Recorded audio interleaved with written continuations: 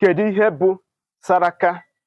Ndị be anyị sị na ọ bụ na ekwuwe okwu siri ike n'obodo, achọwa ndị okenye isi kara aka, na achọwa ihe da n'oji, achọwa nnụnụ nwere ọnụ ogologo. Igbo mụrụ nze, Igbo mụrụ ọzọ, ekene m unu. Kedu ebe the origin words bụ saraka si wee malite?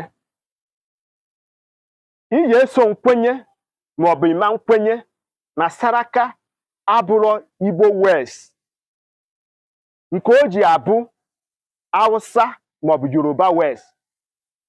Irue na Hausa a na-akpọ ya saraka, irue na Yoruba a na-akpọ ya saraka, irue na South Africa a na-akpọ ya saraka.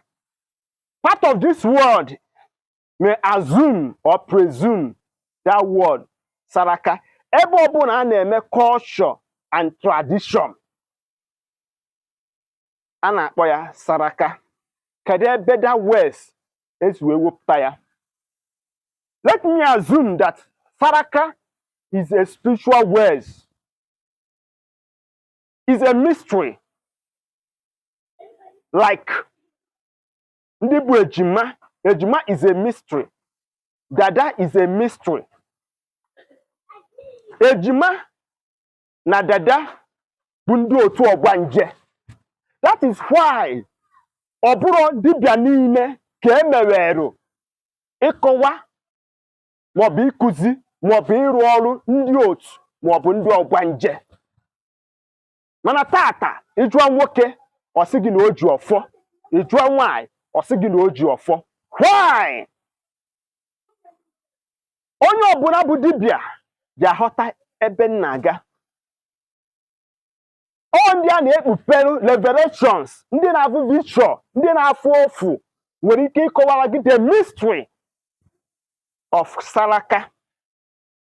It's not that thing you think or assume. Ị na-akpọ saraka bụ saraka ka ọ bụ. Amarọ na onwego onye gwara gị ya bụ ihe. Eziokwu na ị nwere ike ije n'ụka asị gị jee mee saraka. Aja dị iche na saraka. Ije n'ọdịnala asị gị jee mee saraka. Ụfọdụ fete ha ejebe n'ụlọ ọgwụ jeme gịnị? Jekwuwa ụgwọ the bills. Ọ dịkwa mma o, that is the part of saraka. But ọ bụghị ihe ndị Igbo kpọrọ saraka ka ọ bụ. Ụfọdụ nwere ike ha jee na ebe ndị ogige ndị enwe nne enwe nna, maọbụ jee na prison yard megiri kebe ndị mmadụ ife. Yes, ị nwere ike ịkpọ nke saraka n'onwe gị, mana ọ bụrụ ihe ndị Igbo kpọrọ saraka. Na-ajụ gị kedu ihe bụ saraka? Ọ dị mma inye mmadụ ife, ọ dị mma imere mmadụ ọgọ, ọ dị mma imere mmadụ ihe ọma nchepụnata n'ụwa, mana ọ bụrụ ọnya bụ saraka. The word saraka is very simple in the Igbo cosmology. Saraka bụ ndị enyi gị na ha yi wee bịa ụwa, ndị otu gị na ha yi wee bịa ụwa. Ikekwe ụfọdụ bịara ụwa chi ha azụ, ụfọdụ nwụrụ n'afọ ime, ụfọdụ ka egburu egbu, ụfọdụ nwụrụ n'ime ihe mberede, ụfọdụ nọ n'arịrị wee nwa. Ọfanwa ka a na-emere saraka n'ala Igbo. Iriri ihe m kwuru? Onye ka ọ na-abụ ọ bụ na ịbụ onye Igbo amụta nwa, o nwere ebe nwa ga-eru asị ka emere ya saraka, ka emere ya ihe otu ụwa, ihe na ndị otu ya ji wee bịa ụwa. A na-eje eme gịnị? Akpakọ ụmụ obere nwatakịrị agbata obi, akpọkụ nwata ha niile mee gịnị? Siere ihe nri, ha egwurie egwu, na ụmụaka ha egwurie egwu, mekọọ ife, ha erikọ, ha nkọ. Ị ghọtara ebe m na-aga dịka onye Igbo? Saraka na-eweta ife na mmepe n'ezinụlọ.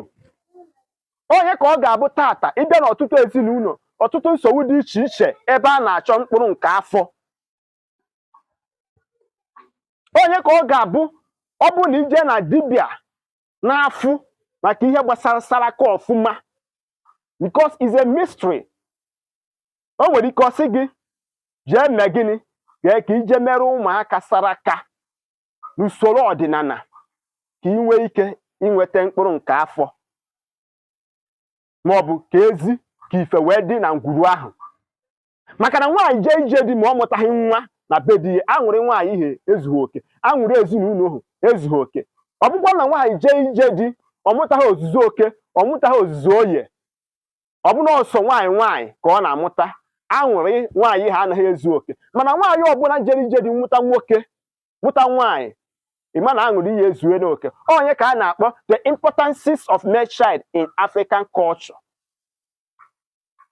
Ama na nkụzi a na o doro gị anya, ka mme gịnị ka ọ be m ofu tụsa ozi a. Onwe ajụjụ maọbụ ihe ị nwere ike ịtụnye, dekwa ya n'ozi edemede.